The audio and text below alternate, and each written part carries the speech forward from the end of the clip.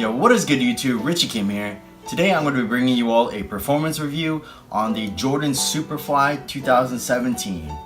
Before we get started, if you all can hit that subscribe button down below, I would appreciate it a lot. But anyways, let's get right into it. Starting off with the traction, the Superfly 2017 features this heat map circular multi-directional traction pattern. I don't know what to call it other than that, but all I can say is that it works, and it works pretty damn well.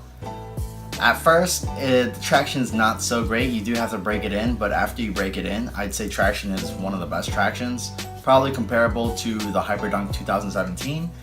One problem you will have on this pair though is that, at least on my pair, you know, the traction pattern is like semi-translucent, so it does pick up a little bit of dust. I'm not sure if the solid outsole pairs will have like the same problem, but it does pick up a little bit of dust and you will feel it. So wiping is necessary.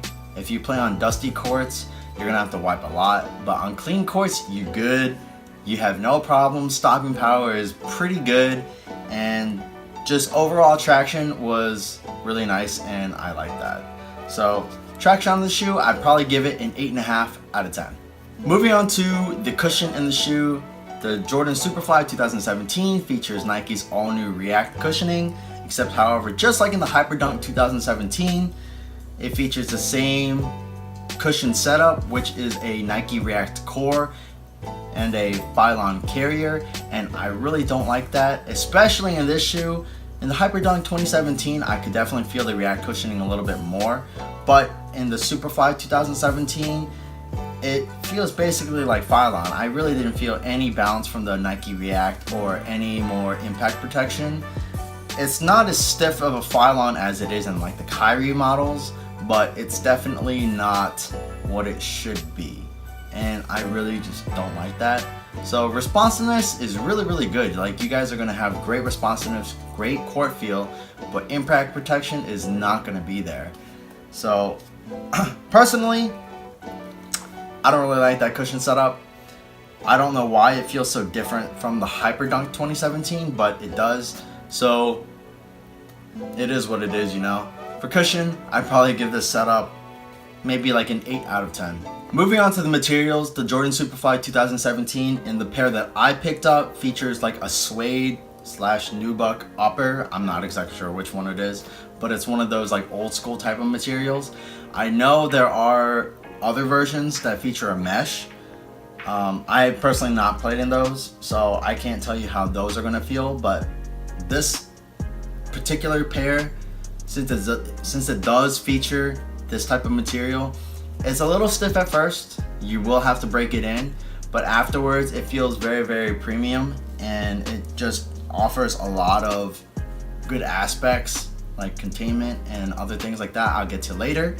But yeah, overall materials are really nice. It's just that initial break-in period that's kind of a pain, because they will feel a little bit stiff, and also because of the materials used on the shoe, it is slightly heavier. But honestly, you know, that's something you get used to, and depending on the fit and support of the shoe, it doesn't really matter anyways. So for materials in the shoe, I was really happy with it. So for materials, I'd give this an 8.5 out of 10. So moving on to fit, I believe these guys do run true to size. However, they are really narrow. I definitely had some pinching on my right foot where my pinky toe is, and that pain never really went away. That's something I really didn't like about the shoes, just how narrow they run. But you know, other than that, if you have like narrow feet, I'd say you're good. If you have wide feet, you may want to go up half a size, or maybe just avoid the shoe at all costs, because I'm not sure if going up half a size will really fix the problem. I'm sure it'll fix it to some extent, but it may not fix the problem completely. And playing basketball with that pain, just that pinching pain in your right foot, it just really does not feel, or I meant on your pinky toe, it just really doesn't feel good, and it becomes kind of a nuisance. Other than that, you know, fit was really good.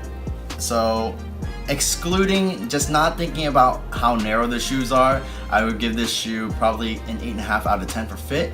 But taking into account how narrow the shoes are for me and how uncomfortable they were for me, I'd probably give it maybe a 7.5 out of 10. Moving on to support, the Jordan Superfly 2017 features really good support features. I had no problems in the heel or in the forefoot, which means no heel slippage or forefoot side to side movement in the footbed. Also, what I really like about the support in this shoe is they use the Achilles pillows that they use in the Jordan 31. Not as many, but they do use some, and I really like that. It really adds to the comfort of the shoe, at least in like the back part, like where your heel and your ankle are. But support was really good in the shoe. I had no problems at all. So for support in the shoe, I would give it a 9 out of 10. As far as pricing goes, the Jordan Superfly 2017 retails for $140. For $140, the shoe really isn't bad, but personally, I would go with the Hyperdunk 2017 as it's like the same price, I believe, or cheaper if you get the low version. Strictly just because I think the materials are a little bit better, it fits a little bit better, and also you can feel the React cushioning a lot more in the Hyperdunk than you can in here. As I said in the review, the cushioning was one of the most disappointing parts of the shoe because I couldn't feel the React as much. And I think that was like one of the biggest selling points of the shoe, having that new technology. But if you can't even feel that technology, then what's the point, I'd rather spend that money on another shoe that has the same technology that you can actually feel it. So, it is what it is. The Superfly 2017 by no means is a bad shoe.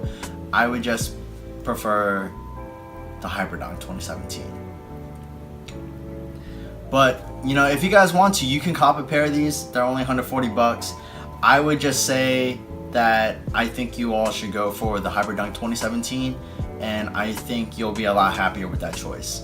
That's pretty much it for this review, guys. If you guys liked the video, please smash that thumbs up button down below and also subscribe to my channel.